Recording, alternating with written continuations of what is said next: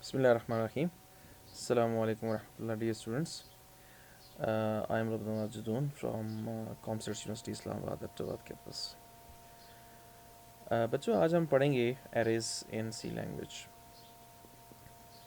तो इसका general introduction ये है कि इससे पहले हम जितने भी वेरिएबल्स के साथ खेलते रहे हैं, तो एक सिंगल वेरिएबल जो होता है ऑफ टाइप इंट हो, फ्लोट हो, करेक्टर हो, डबल हो, कोई भी होता है, सेम टाइम एक ही वैल्यू को वो होल्ड करता है मेमोरी के अंदर।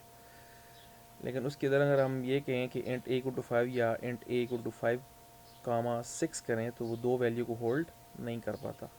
या अगर हम ये कहें कि इंट ए इक्वल टू 5 और फिर नीचे करें इंट ए इक्वल टू 6, तो लास्ट वैल्यू जो होती है वो उसके अंदर रिटेन रहती है, पिछली वैल्यू के ऊपर वो ओवर राइट हो जाती है। डेली लाइफ में बहुत सिचुएशन ऐसी आती हैं जहाँ पे हमने अंडर कॉमन नेम के ऊपर, जिस तरह कॉमन नेम ए ही था और उसके अंदर मल्टीपल वैल्यू स्टोर करना चाहें तो वो हम नहीं कर सकते। ये प्रोविज़न हमें करने की जो हासिल है वो सिर्फ हम एरेज़ को यूज़ करके ही कर सकते हैं कि अगर हम ए के अंदर जो है मल्टीपल वैल्यू स्टोर करें और एक ही टाइप हमारे पास इंटीजर हो या फ्लोट हो या करेक्टर हो, तो सेम टाइप के मल्टीपल वेरिएबल्स की वैल्यूज़ जो हैं हम एक अंडर ए कॉमन नेम पे हम स्टोर कर सकते हैं। वो हम सिर्फ एरे की मदद से ही कर सकते हैं। तो एरे क्या होते हैं कि हम सिंपल ये कह सकते हैं एरे हमारे पास consecutive memory locations having the same name and same data type। कि मेमोरी के अंदर कंटिग्यूस मेमोरी लोकेशंस होती हैं, एडजस्टेंट्स होती हैं, उनके अंदर जो डेटा पड़ा होता है वो सारा एक ही टाइप का होता है और हर टाइप का जो डेटा का जो लोकेशन होती है उसका नाम भी हमारे पास सेम होता है। स्टार्ट करते हैं। So C language provides a capability that enables the user to design a set of similar data types called arrays, जो मैं आपको बता चुका हूँ। For understanding the array properly, let us consider the following program। यहाँ पे मैंने आपको वही बताया कि अगर हमारे पास एक एक्स है वेरिएबल है और उसके अंदर मैंने इनिशियली 5 जो है वो असाइन किया था और बाद में मैंने 10 असाइन कर दिया, तो वो दो वैल्यू एट सेम टाइम नहीं होल्ड कर सकता। जब इस प्रोग्राम को रन करेंगे तो प्रिंट के अंदर लास्ट वैल्यू उसके अंदर होगी उसको एक्स इक्वल टू 10 को प्रिंट कर देगा। तो no doubt this program will print the value of x as 10। क्यों? Because when value 10 is assigned to x, the earlier value of x that is 5 overwrite हो जाएगी 5 के ऊपर, तो 10 के ऊपर लास्ट हो जाएगी। तो ऑर्डिनरी वेरिएबल जो होते हैं हमारे पास वो सिर्फ एक वैल्यू को at the same time hold कर सकते हैं। लेकिन डेली लाइफ में हमारे पास बहुत सिचुएशन ऐसी आती हैं जहाँ पे हम मोर देन वन वैल्यू जो होते हैं अंडर ए सिंगल वेरिएबल को स्टोर करना चाहें तो वो नहीं कर सकते। उनको करने के लिए फिर हमारे पास array is the best option. यहाँ पे एक एग्जांपल आपके सामने है कि अगर हम जो है 100 स्टूडेंट्स हैं और उनकी जो मार्क्स ऑब्टेन्ड उनकी परसेंटेज निकालना चाहते हैं और उनको सेंडिंग ऑर्डर में अरेंज करना चाहते हैं मेमोरी के अंदर, तो दो तरीक़ों से हम ये काम कर सकते हैं। या तो हम 100 वेरिएबल्स बनाएं और उनको फिर जमा करके उनकी एवरेज निकाल के उनकी परसेंटेज निकाल लें, या हम एक ही वेरिएबल बनाएं कॉल्ड एरे और सब्सक्रिप्टेड वेरिएबल, और उस वेरिएबल के अंदर जो है हम लोग तमाम की तमाम वैल्यूज़ को 100 वैल्यू को स्टोर करवा दें। तो इनमें से देखा जाए तो सेकंड ऑप्शन बहुत इजी और आसान है। तो let's see how how this works. तो एरे की सिंपल डेफिनेशन जो है वो क्या है कि an array is a collective name given to a group of similar quantities. Similar quantities mean कि सारी की सारी एंट होंगी या फ्लोट होंगी या करेक्टर होंगी, तो बहुत सी एंटिटीज़ को अगर हम एक कलेक्टिवली एक नेम दे सकते हैं, देते हैं, तो उसको हम लोग एरे कहते हैं। और इसको मज़ीद अगर हम आसान लफ्ज़ों में कहें तो कंसेक्टिव मेमोरी लोकेशंस, मेमोरी में एक ही लाइन में सारी की सारी एक ही रो में एक ही जगह पे जो लोकेशंस होती है मेमोरी की, कंसेक्टिव बोलते हैं उनको, वन आफ्टर अनदर, जिनके अंदर जिनकी जो है same name and the same data type, ये सब का जो है नाम भी सेम होगा और उनके जो डेटा टाइप होगी वो भी सेम होगी।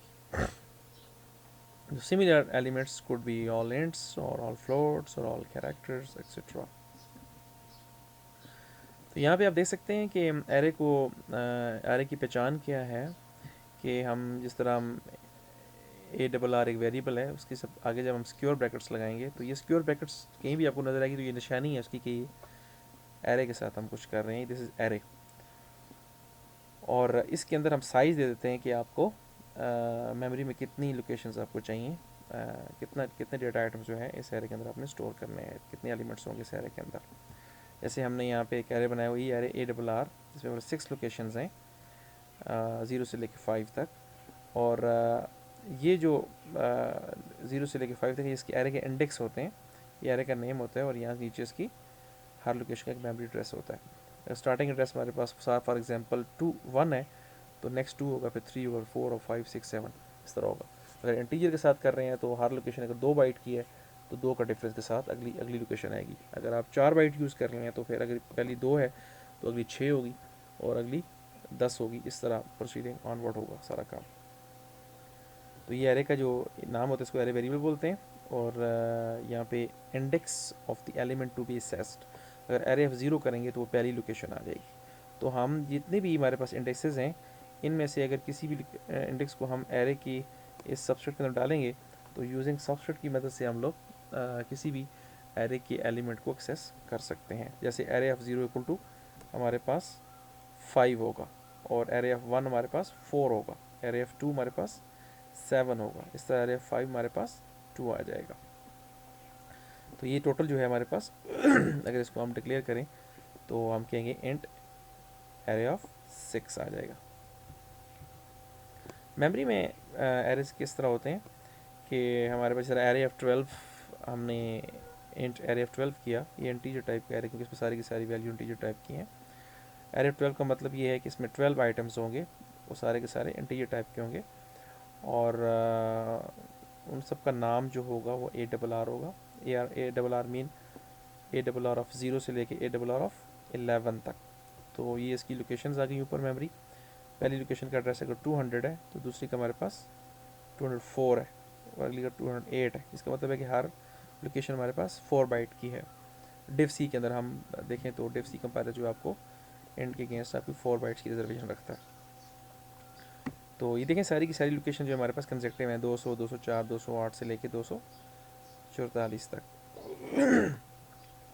तो 12 आइटम्स हैं तो 0 से लेके 11 तक।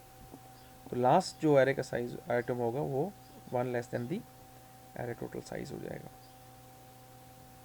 इनमें से अगर किसी भी लोकेशन को एक्सेस करना चाहते हैं तो एरे ऑफ 0 जो होगा ARR ऑफ 0 11 आ जाएगा, और ARR ऑफ यहाँ पे 12 की जगह 5 डालेंगे तो हमारे पास उसकी वैल्यू जो होगी वो 90 रिटर्न होगी। तो ये हमारे पास 0 से लेकर 11 तक इंडेक्स आ जाएंगे, इसकी मेमोरी लोकेशन आ जाएंगी। एरे इंडेक्स को जब हम यहाँ पे एक स्क्वायर ब्रैकेट में डालेंगे तो ये एरे का सबस्क्रिप्ट बनेगा, और एज सबस्क्रिप्ट की मदद से हम लोग एरे के किसी भी इंडिविजुअल एलिमेंट को हम एक्सेस कर सकते हैं। एरे की जनरली 2 टाइप्स हैं, एक को सिंगल डायमेंशनल एरे बोलते हैं और एक को डबल डायमेंशनल एरे बोलते हैं। सिंगल डायमेंशनल एरे को लीनियर एरे भी बोलते हैं, और जिसमें हमारे पास सिंगल सबस्क्रिप्ट होता है, और डबल डायमेंशनल एरे को हम लोग डबल स्क्वायर ब्रैकेट से मेंशन करते हैं, इसको मैट्रिक्स बोलते हैं। The first square bracket shows the number of rose and the second shows the number of columns. Important points regarding arrays क्या हो सकते हैं कि यूजुअली अभी तक जो देखे हमने, the array of character is called string. अगर हम कोई भी एरे बनाते हैं उसकी टाइप का करेक्टर है, तो एरे के अंदर कंसेक्टिव लोकेशन की अगर आप करेक्टर्स पड़े हुए हैं लोकेशन के अंदर तो उसको हम एक स्ट्रिंग बना देते हैं, स्ट्रिंग बन जाती है। एरे ऑफ इंट्स और floats are called simply an array. Remember that all elements of any given array must be of the same type. Array के अंदर जितनी भी लोकेशन होगी उनकी सबकी टाइप जो है वो हमारे पास सेम होगी। ऐसा नहीं हो सकता कि एरे की 5 लोकेशन जो के अंदर जो है वो इंटीजर हो और 5 लोकेशन के अंदर फ्लोट हो। एरे में ऐसा नहीं होता। एरे को डिक्लेयर किस तरह किया जाता है, यहाँ पे हमने नीचे एग्जांपल में देखें कि इंट मार्क्स का एक एरे बनाया है जिसकी 30 लोकेशंस हैं, और उन तमाम लोकेशंस का जो टाइप है, जो डेटा टाइप है, हमारे पास इंटीजर है। इसका मतलब ये है कि मेमोरी में 30 लोकेशन रिजर्व होंगी और हर लोकेशन के अंदर जो डेटा होगा उसकी टाइप हमारे पास इंटीजर होगी। तो द ब्रैकेट्स स्क्वायर ब्रैकेट्स को बोलते हैं, tells the compiler that we are dealing with an array. पहले बता चुका हूँ, ये जब ये स्क्वायर ब्रैकेट देखें तो आप समझेंगे एरे के साथ कुछ काम हो रहा है। Int specify the type of the variable just as does with ordinary variables, and the word marks specify the name of the identifier of the variable. 30 hour is new. The number 30 tells how many elements of the type int will be in our array. कि हमारे पास जो 30 बताएगी कि total array का size क्या है। और हम किसी भी एरे के एलिमेंट को एक्सेस किस तरह करते हैं, तो नॉर्मली हम जो है एरे के इंडेक्स से जब इंडेक्स की वैल्यू हम सबस्क्रिप्ट में पास करते हैं तो स्क्वायर ब्रैकेट्स के अंदर हम एरे एफ 1 करेंगे, तो इसका मतलब है अगर 0 से स्टार्ट हो रहा है तो सेकंड लोकेशन के ऊपर जो डेटा पड़ा हुआ है उसको हम एक्सेस कर सकते हैं. The number specify the elements position in the array. All the array elements are numbered starting with 0. Thus, marks of 2 is not the second element of the array but the third one because we are starting from the 0. तो अगर हमने marks of 2 किया तो marks of 2 का मतलब है कि memory के अंदर जो है 0 1 और सेकंड लोकेशन के ऊपर जो थर्ड लोकेशन है उसके अंदर जो डेटा पड़ा हुआ है, जो भी वैल्यू पड़ी हुई है 5 या 6 है जो भी है वो रिटर्न होकर मिल जाएगी. तो एरे के इंडिविजुअल एलिमेंट्स को एक्सेस करने के लिए हम किसके तरीका इस्तेमाल करते हैं? We use the subscript. हम एरे के अंदर डेटा एंटर किस तरह करते हैं? You can see over here कि अगर हमारे पास 30 लोकेशन हैं तो 30 प्रिंट ऑफ ये स्कैनर लगाने से बेहतर है कि आप उनको लूप के अंदर रख लें कि आई 0 से स्टार्ट हो रहा है 29 तक, और इंटर मार्क्स और एरे की जो है वो लोकेशंस हैं 0 से लेकर 29 तक. तो आप देखें हमने स्कैनर के अंदर marks of address of marks of I, marks of I mean के मार्क्स ऑफ सबसे पहले आई की वैल्यू 0 आएगी, तो मार्क्स ऑफ 0 मीन कि पहली लोकेशन के ऊपर आप डेटा रीड कर रहे हैं. तो आपने जो स्कैनर कराया वो पहली लोकेशन पर डेटा चलेगा, फिर आई की वैल्यू इंक्रीमेंट होगी ऊपर से जाके मार्क्स ऑफ 1 हो जाएगा. तो 1 के अंदर आपने डेटा रीड कर लिया, फिर 2 के अंदर, 3 के अंदर, up to the last location which is the 29th location. उसके ऊपर आप डेटा रीड कर लेंगे, स्कैनर करवा लेंगे. We are getting the actual values of the array from its index. Index की मदद से हम लोग एरे की एक्चुअल वैल्यू को एक्सेस करते हैं. यहाँ पे नीचे आप देख सकते हैं कि हमने एरे को यहाँ पे इनिशलाइज कर दिया वैल्यू के साथ. एक मार्क्स का एरे है, इसमें 10 लोकेशंस हैं और 10 लोकेशंस को हमने यहाँ पे खुद से वैल्यू असाइन कर दी हैं. और इनको अगर हम एक्सेस करना चाहें तो हम देख सकते हैं कि प्रिंटफ के अंदर मार्क्स ऑफ % जो अंदर लगा हुआ है इसके अंदर आई की ट्यूशन लगाइए, मार्क्स ऑफ 0 के अंदर मार्क्स ऑफ आई की वैल्यू 2 आ जाएगी. मार्क्स ऑफ 0 पे 2 पड़ा हुआ है, मार्क्स ऑफ 1 पे 3 पड़ा हुआ है, मार्क्स ऑफ 2 पे 4 पड़ा हुआ है. इस तरह हमारे पास सारी की सारी वैल्यूज़ प्रिंट हो जाएंगी. ये सामने आपकी आउटपुट आ गई कि हमने मार्क्स ऑफ 0 किया, आई की वैल्यू 0 आई, तो आगे मार्क्स ऑफ 0 के ऊपर जो है जो पहली लोकेशन पे जो आइटम पार्ट डेटा हमने दिया हुआ है वो 2 पड़ा हुआ है, तो 2 उठा कर दे देगा. मार्क्स ऑफ 0 का मतलब है 2, मार्क्स ऑफ 1 का मतलब है 3. तो ये एरे सारे कंसेक्टिव है ना, तो ये 0 लोकेशन है, ये 1 है, ये 2 है, ये 3 है, ये 4 है, ये 5 है, ये 6 है, ये 7 है, ये 8 है, ये 9 है. तो मार्क्स ऑफ 9 के ऊपर जो वैल्यू क्या पड़ी हुई है हमारे पास 5 पड़ी हुई है. यहाँ पे हम ये करना चाहते हैं कि write a program to find average marks obtained by a class of 10 students in a test. हमने एक मार्क्स का एक एरे बनाया जिसमें 10 लोकेशंस हैं. डिक्लेरेशन की इसकी हमने नीचे लूप चला के हमने 0 से लेकर 9 तक जो है मार्क्स रीड कर लिए हैं, और उन्हीं मार्क्स को जो हमने रीड किया है उसको हमने सम को हमने 0 से इनिशलाइज किया था. तो हर बार जो मार्क्स ऑफ आई की वैल्यू अब जो हम रीड कर चुके हैं, मेमोरी में डेटा चला गया है ऊपर वाली लूप की मदद से, तो अब हम उस डेटे को एक्सेस कर रहे हैं. मार्क्स ऑफ 0 पे जो वैल्यू हमने रीड की थी उसको हमने सम में जमा कर देना. मिसाल के तौर पे हमने मार्क्स ऑफ 0 के ऊपर वैल्यू रीड की थी 79, तो 79 प्लस 0 सम में 79 आ जाएगा. तो अगली बार लूप चलेगी तो मार्क्स ऑफ 1 आ जाएगा. तो 1 के ऊपर अगर आपने यहाँ पे मार्क्स ऑफ एरे में 1 पे अगर आपने 80 रीड किया था तो 79 पहले का पड़ा हुआ है, तो 89 प्लस 70 करेंगे, 79 करेंगे तो 159 सम में आ जाएगा. तो इस तरह एरे के सारे एलिमेंट्स को हम एक ही वेरिएबल के अंदर जमा कर रहे हैं, और जब इस लूप से बाहर आएंगे तो सम के अंदर एक वैल्यू पड़ी होगी, उसको हम जब 10 से डिवाइड करेंगे तो हमारे पास एवरेज आ जाएगी. अभी तक जो हमने एरेज के बारे में सीखा है वो क्या है कि an array is a collection of similar elements. The first element in the array is numbered 0, so the last element is 1 less than the size of the array. अगर एरे ऑफ 10 है तो पहला 0 से है तो लास्ट वाला हमारे पास 9 होगा. An array is also known as subscripted variable, क्योंकि हम सब्सक्रिप्ट के साथ खेल रहे होते हैं. So before using an array type and dimension must be declared, कि एरे को यूज़ करने से पहले आपने उसकी टाइप बतानी है कि इस एरे के अंदर किस टाइप का डेटा होगा, और उसकी डायमेंशन भी, उसका साइज़ क्या होगा. However big an array, its elements are always stored in contiguous memory locations. कि एरे का जितना भी साइज़ हो लेकिन सारी की सारी लोकेशन जो हमारे पास एक की जगह पे मेमोरी में कंटिन्यूसली एडजेसेंट्स पड़े हुए होंगी। एरे को इनिशियलाइज किस तरह किया जाता है कि अगर आपने यहाँ पे देख सकते हैं कि आप इंट नाम 6 कर दिया और आपने वैल्यू यहाँ पे दे दी, और अगर आप यहाँ पे एरे को डिक्लेयर कर रहे हैं, इनिशियलाइज कर रहे हैं वैल्यू के साथ, अगर यहाँ पे आप वैल्यू उसका साइज़ नहीं भी देते तो कंपाइलर ऑटोमेटिकली वैल्यूज़ को देखते हुए उसका मेमोरी में साइज एडजस्ट कर लेता है। तो यहाँ पे इसका मतलब ये है कि जब इनिशियलाइज कर रहे होंगे तो आप क्या एरे की यहाँ पे डायमेंशन देना ऑप्शनल है। अगर दें तो भी ठीक है, अगर नहीं देते तो भी ठीक है। Till the array elements are not given any specific values, they are supposed to contain garbage values. अगर आपने एरे को इनिशियलाइज किया, उसके अंदर मेमोरी रिजर्व होगी, इंट एरे ऑफ 6 किया तो 6 रिजर्वेशन आपकी मेमोरी में आ गई, लेकिन उनमें वैल्यू कोई नहीं पड़ी है, तो अल्टीमेटली स्टार्ट पे गार्बेज वैल्यू पड़ी होती है। If the array is initialized where it is declared, mentioning the dimension of the array is optional as in the second example above, कि आपने एरे को इनिशियलाइज कर दी कुछ वैल्यू के साथ, उसकी डायमेंशन देना वहाँ पे, उसका साइज़ की वैल्यू मेंशन करना वहाँ पे ज़रूरी नहीं है, ऑप्शनल है। देते हैं तो ठीक है, नहीं देते तो फिर भी ठीक है। लास्ट स्लाइड पे जो हमारे पास सेकंड और थर्ड वाली वैल्यू आई थी, मैंने आपको एग्जांपल दिखाई थी। मेमोरी में एरे किस तरह होते हैं कि एरे ऑफ 8 करेंगे तो 16 bytes get immediately reserved in memory. जब ये एरे ऑफ 8 करेंगे तो ऑटोमेटिकली मेमोरी में 16 बाइट्स रिजर्व हो जाएंगी, और each 2 bytes each for 8 integers. और अगर आप 4 बाइट्स इस्तेमाल डिव सी में 4 बाइट्स लेता है तो ये 32 बाइट्स की रिजर्वेशन हो जाएगी। All the array elements would always be present in continuous memory location.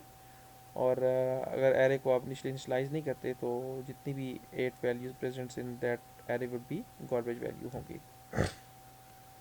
तो यहाँ पे देख सकते हैं इसमें हमने एक एरे बनाया 8 लोकेशंस का, तो उसमें वैल्यू हमने डाल दी, और यहाँ पे 2 बाइट की रिजर्वेशन है, तो पहली लोकेशन का जो एड्रेस है वो 8 है, अगली का 10 है, और अप टू 22 आ जाएगा। यहाँ पे है कि array name is the same as the address of the array's first element, कि एरे की पहली लोकेशन का जो एड्रेस होगा तो वही एड्रेस अगर हम एरे का ही एड्रेस होगा, तो हम कहते हैं कि हमने एरे ऑफ 5 किया, तो आप यहाँ पे देख सकते हैं कि हमने यहाँ पे एरे इक्वल टू %p और एरे ऑफ 0, और यहाँ पे हम लोग इसकी एड्रेस को प्रिंट करवा रहे हैं, ठीक है। तो अगर आप यहाँ पे चेक करें तो हम कहते हैं एरे का हमने पहले %p की जगह पे ऊपर हमारे पास क्या आ जाएगा, एरे का जो स्टार्टिंग एड्रेस है वो प्रिंट हो जाएगा।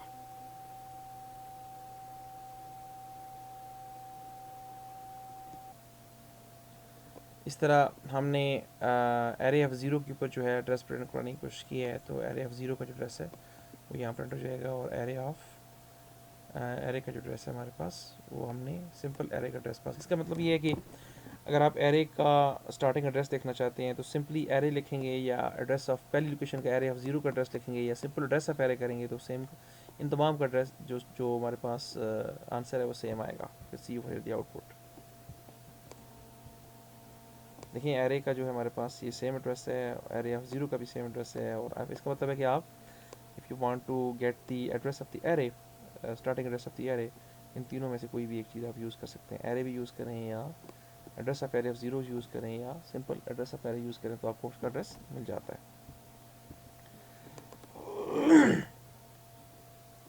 यहाँ पे हमने एक प्रोग्राम बनाया है कि program to take 5 values from the users and store them in an array and print the element stored in the array, कि जो एरे के अंदर आपने वैल्यू रीड की हैं जो स्टोर्ड हैं उनको दोबारा हम प्रिंट करना चाहते हैं। तो जितनी वैल्यू एरे का जो साइज़ होगा उस साइज़ के हिसाब से आपने लूप चला लेनी है। ये ध्यान में रख लें, जब कभी भी आप वैल्यू रीड करें, या आप एरे के लिए नई वैल्यू रीड कर रहे हैं, या एरे में वैल्यू पड़ी है तो उनको आप एक्सेस कर रहे हैं, तो आपने उसके साइज़ को देखते हुए उसकी लूप चला लेनी है, ताकि आप आसानी के साथ उसकी वैल्यू के साथ ऑपरेट कर सकें।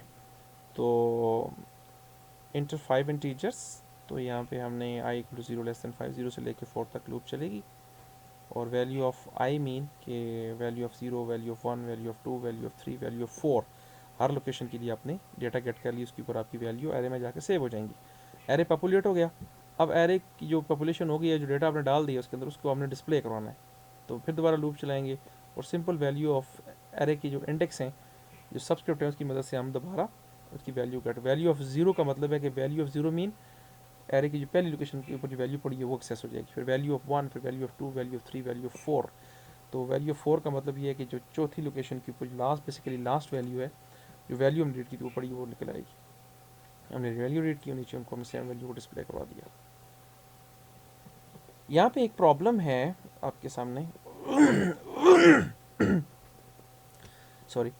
40 स्टूडेंट्स हैं were asked to rate the quality of food in the student cafeteria. 40 students हैं, उनको कहा गया है कि आप जो है, आप अपने जो कैफेटेरिया है, जो मेस है आपकी, उसकी जो फूड है उसको आप स्केल करें 1 to 10। 1 का मतलब है कि ऑफल, कि बिल्कुल चीज़ ठीक नहीं है, वो वर्स्ट कंडीशन है खाने की, और 10 मीन के एक्सीलेंट, बीच में आप वैल्यू दे सकते हैं। तो place the 40 responses in an integer array and summarize the results of the poll. कि आपने 40 लोगों के, हर बंदे ने एक वैल्यू देनी है ना, किसी ने 2 देनी है, किसी ने 1 देनी है, किसी ने 1 और 10 के दरमियान हर बंदे ने अपनी अपनी वैल्यू दे देनी है। तो टोटल 40 लोग हैं, तो हमारे पास जो रिस्पॉन्सेज आएंगे वो 40 आ जाएंगे। तो आपने ये देखना है कि 1 कितने लोगों ने दिया है, 2 कितने लोगों ने दिया है, 10 कितने लोगों ने दिया है। मतलब इसका मतलब है कि कितने लोगों ने ये कहा है कि खाने की क्वालिटी बिल्कुल जो है वो खाने के काबिल नहीं है, और कितने लोगों ने ये कहा है कि खाने की क्वालिटी बहुत औसम है। और बीच में जितनी वैल्यूज़ भी आ रही हैं, किसी ने 2 कितनी बार आया, 3 कितनी बार किसी ने कहा है, 4 कितनी बार किसी ने कहा है, या 10 कितनी बार किसी ने कहा है। तो ये रिस्पॉन्सेज जो है हमने एक सर्वे कंडक्ट करना है और उसकी वैल्यू को प्रिंट करवाना है। यहाँ पे मैंने प्रोग्राम बनाया है कि हमने एक फ्रिक्वेंसी रख ली और फ्रिक्वेंसी का एरे बनाया और उसको हमने 0 से इनिशियलाइज कर दिया, और इंट रिस्पॉन्सेज 40 लोगों के हमने यहाँ पर डाल दिए, और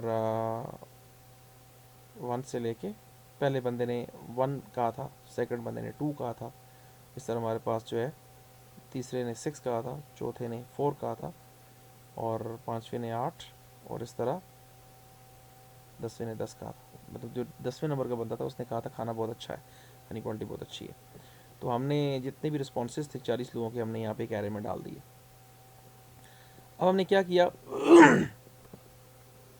अब हमने करना ये है कि ये जो रिस्पॉन्सेज हमारे पास आए हैं, इन रिस्पॉन्सेज की जो वैल्यूज़ हैं, हम ये देखते हैं कि 2 कितनी बार आया है, 3 कितनी बार आया है, 10 कितने लोगों ने कहा था। तो वो हम रेटिंग कर रहे हैं यहाँ पे।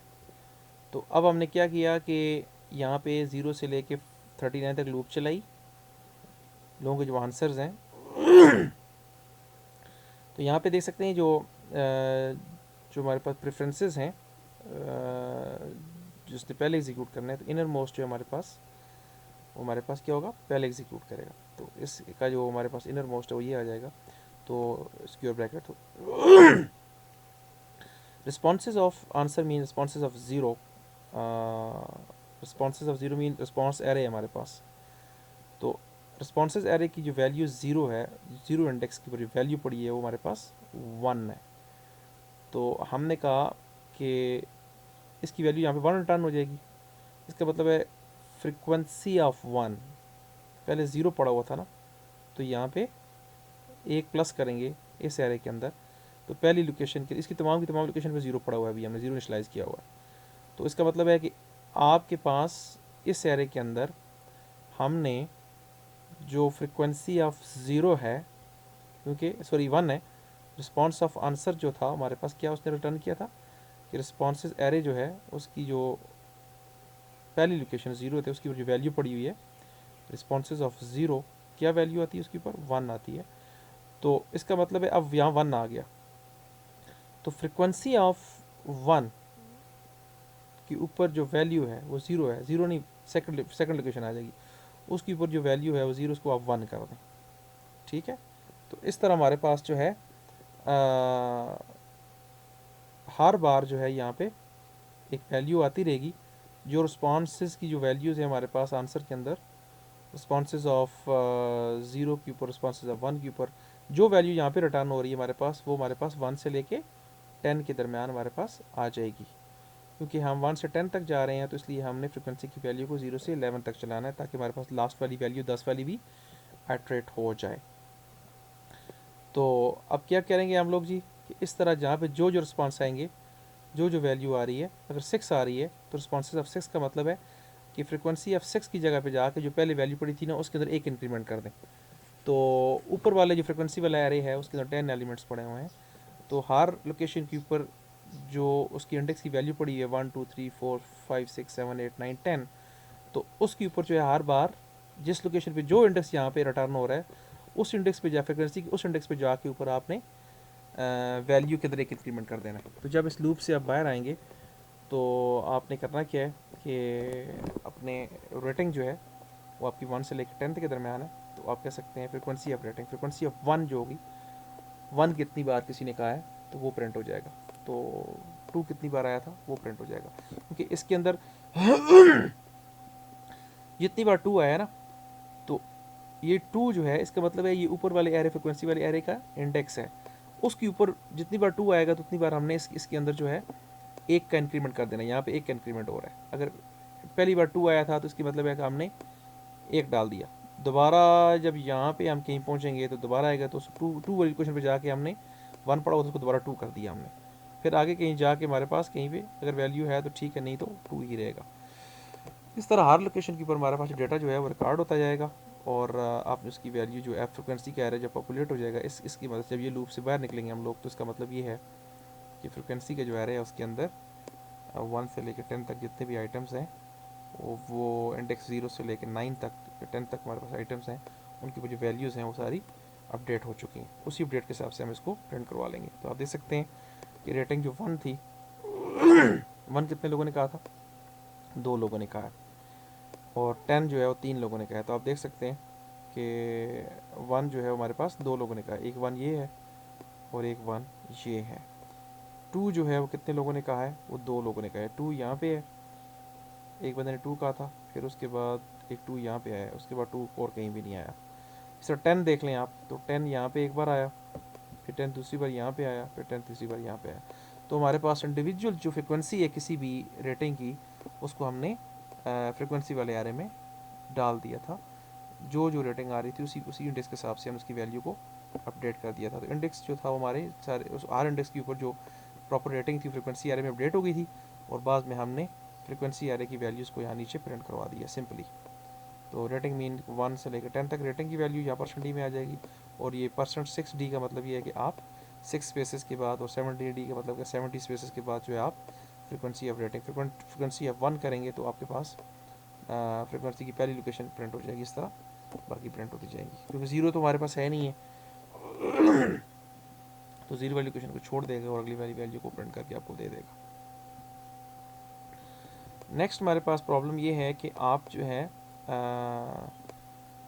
reads number of from an array and graphs the information in the form of a bar chart or histograms, कि आपने एरे की वैल्यू को एक्सेस करना है और जितनी वैल्यूज़ हैं उसके हिसाब से आपने बार ग्राफ बना देना है, प्रिंट कर लेना है। आउटपुट हमारे पास इस तरह की आएगी। देखिए हमारे पास एरे के अंदर जो है वो 10 एलिमेंट्स हैं और 0 लोकेशन के ऊपर जो वैल्यू पड़ी हुई है वो एरे की 19 है, तो 19 स्टार प्रिंट हो जाने चाहिए। अगली वाली लोकेशन पे 3 वैल्यू पड़ी हुई है तो 3 स्टार प्रिंट होने चाहिए, और लास्ट वाली वैल्यू पे हमारे पास एरे की 1 पड़ा हुआ है तो 1 स्टार प्रिंट होना चाहिए। इस तरह की आउटपुट हमने जनरेट करनी है, कि हम देखते हैं कि इस तरह की आउटपुट जनरेट करने के लिए हमारा प्रोग्राम कैसा होगा। So go to the next slide.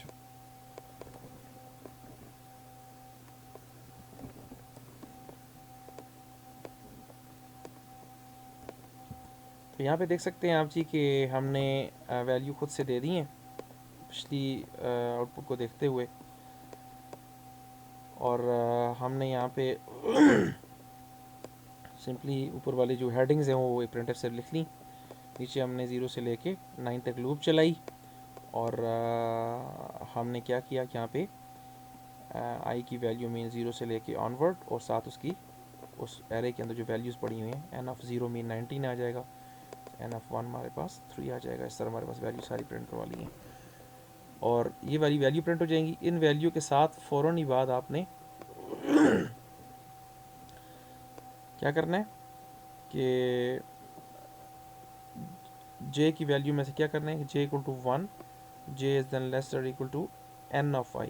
तो n ऑफ i मीन पहली वैल्यू क्या है 19, तो 1 से लेके 19 तक आपने लूप चलानी है और उसके अंदर आपने स्टार प्रिंट करवा देना है, और आपने यहाँ पे लूप को बंद कर देना। ये स्टार प्रिंट हो जाएंगे, फिर ऊपर जाएंगे, आई की वैल्यू इंक्रीमेंट हो जाएगी। नेक्स्ट रो में आ जाएंगे आप, तो नेक्स्ट रो में जब जाएंगे तो इस तरह से निकल के ऊपर जाएंगे तो नेक्स्ट सिलेक्शन लगा ऊपर वाली आ जाएगी। ऊपर दोबारा जाएंगे तो हमारे पास आई की वैल्यू प्लस हो जाएगी, और यहाँ पे नेक्स्ट आई की वैल्यू 1 और नेक्स्ट वैल्यू हमारे पास 3 आ जाएगी। तो अब लूप हमारे पास 1 से 3 तक चलेगी और 3 स्टार प्रिंट हो जाएंगे। इस तरह हमारे पास सारी लूप की इटरेशंस होंगी और हमारे पास चीज़ें प्रिंट हो जाएंगी। यहाँ पे एक और प्रॉब्लम है जो आपकी होम असाइनमेंट है, कि आपने करना क्या है कि आपके पास एरे में एलिमेंट्स पड़े हुए हैं, 10 एलिमेंट्स हैं, आपने उनको असेंडिंग ऑर्डर में करना है।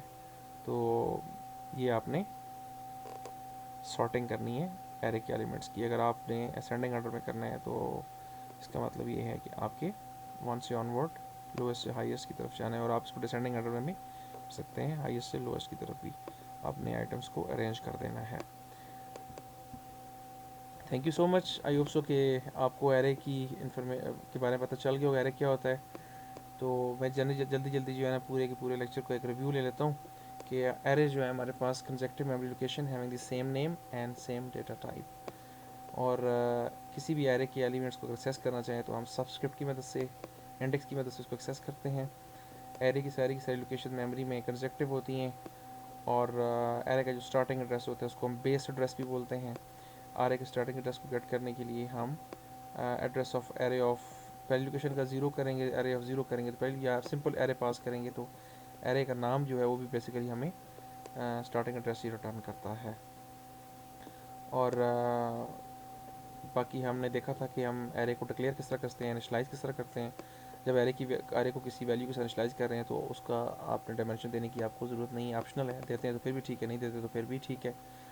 और एरे के एलिमेंट्स को रीड करने के लिए आप लूप चलाएंगे उसके साइज़ को देखते हुए। अगर एरे 5 है तो आपने एक लूप चलाइए फॉर, अगर 1 से जा रहे हैं तो 5 तक जाएंगे, 0 से स्टार्ट किया तो आप 4 तक जाएंगे। अंदर आपने एरे के जो लूप की इटरेशन है वो एरे के इंडेक्स में पास कर देंगे, और एरे की हर इंडेक्स की वैल्यू के ऊपर, सबस्क्रिप्ट की वैल्यू के ऊपर आपने वैल्यू रीड कर लेनी है। जब एरे पॉपुलेट हो जाएगा तो उसी एरे की वैल्यू को आप नीचे दूसरी लूप की मदद से तमाम के तमाम एलिमेंट्स को एक्सेस कर सकते हैं थ्रू सबस्क्रिप्ट। और अगर आपने एरे को इंट एरे ऑफ 8 किया तो 8 कंसेक्टिव मेमोरी आपकी मेमोरी में रिजर्व हो गई, लोकेशन रिजर्व हो गई, लेकिन अभी उनमें वैल्यू कोई नहीं पड़ी है तो ऑटोमेटिकली वो गार्बेज वैल्यू कंटेन करेगा। तो कुछ एग्जांपल्स हमने देखी थी, तो एरे की और भी बहुत सी एग्जांपल्स जो हैं, इन एग्जांपल्स को देखते हुए आप और भी एग्जांपल्स बना सकते हैं। और आप नेट से हेल्प ले सकते हैं, बुक्स से ले सकते हैं। एरे बहुत आसान है। जिस तरह मैंने पहले कहा था कि इंटीजर जो है हमारे पास इंट ए करते हैं तो उसके अंदर नॉर्मल वेरिएबल अगर ए की वैल्यू होल्ड करती है, तो अगर हम मल्टीपल वैल्यू सेम टाइप की अगर हम किसी वेरिएबल में स्टोर करना चाहते हैं तो सिर्फ हम एरे की मदद से कर सकते हैं। तो आई होप सो कि आज के लेक्चर में कोई ऐसी बात नहीं थी जो आपको समझ ना आई हो। अगर फिर भी कुछ चीज़ समझ नहीं आई तो ये लेक्चर जो है हमारा यूट्यूब चैनल भी पड़ा हुआ है, आप मेरे चैनल को सब्सक्राइब कर लें और बेल आइकन्स पे लाजमी क्लिक करें ताकि आने वाली फ्यूचर में जितनी वीडियोज़ हैं आपको ऑटोमेटिकली मिलती रहें। और वहाँ पे भी जाके आप कमेंट सेक्शन में भी मुझसे इस लेक्चर में कोई भी चीज़ अगर समझ नहीं आई तो आप मुझसे पूछ सकते हैं, मैं आपको आंसर कर दूँगा उसका। जितने प्रोग्राम बनाए हैं डेव सी के अंदर, इनको आपने एक्सरसाइज करना है, इनको चलाना है और इनसे मिले जुले प्रोग्राम भी बनाने हैं ताकि आप एक एरे के बारे में सारे कॉन्सेप्ट्स क्लियर हो जाएं। अपना बहुत ज़्यादा ख्याल रखिएगा और मुझे दुआ में याद रखिएगा। अस्सलाम वालेकुम रहमतुल्लाहि व बरकातुहू।